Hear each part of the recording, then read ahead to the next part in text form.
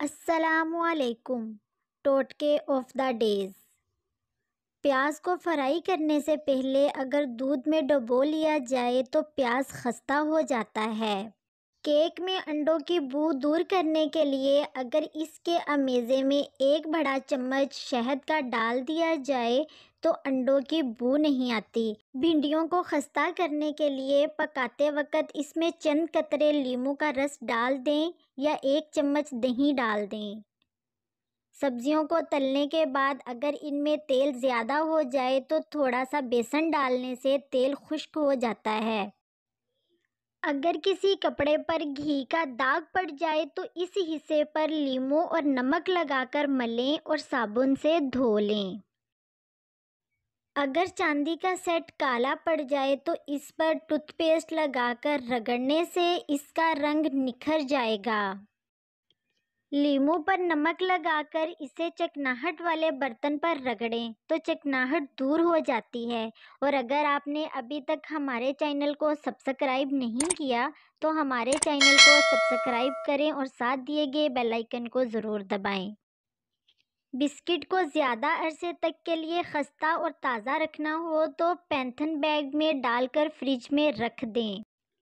کچا آم لے کر کاٹ لیں، تھوڑے سے پانی میں ابال لیں، جب جوش آ جائے تو اس میں کریلے کاٹ کر ڈال دیں، 4-5 جوش دیں اور کریلے نکال لیں، کریلوں کی کرواہٹ دور ہو جائے گی۔ آٹا گوندنے کے تھوڑی دیر بعد اس پر پاپڑی آ جاتی ہے۔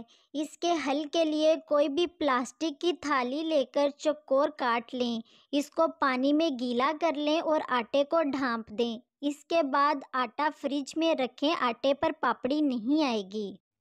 اگر سالن پتلا ہو گیا ہے اور آپ کے پاس ٹماٹر یا پیاز نہیں ہے تو بھونی ہوئی سوجی سالن میں ڈال دیں، اس سے سالن گاڑھا ہو جائے گا اور ذائقہ بھی اچھا ہوگا۔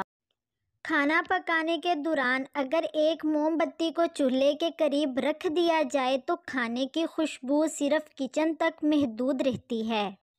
کریلے کو لمبائی کے رخ کاٹنے سے ان کی کرواہٹ بہت کم ہو جاتی ہے۔ انہیں لمبائی میں کاٹ کر نمک لگا کے 1 گھنٹے کے لیے رکھ دیں، پھر دھو لیں۔ اگر فوری استعمال نہ کرنے ہوں تو نمک لگا کر فریز کر لیں، دھونے کے بعد خوب مسل کر پکائیں۔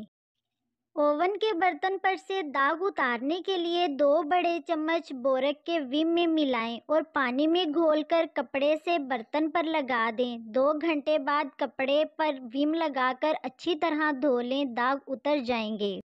مچھلی کی بو دور کرنے کے لیے اس کو بغیر دھوئے نمک لگا کر 2 گھنٹے کے لیے رکھ دیں، پھر آٹے سے دھو کر مسالہ لگائیں، مچھلی کی بو ختم ہو جائے گی۔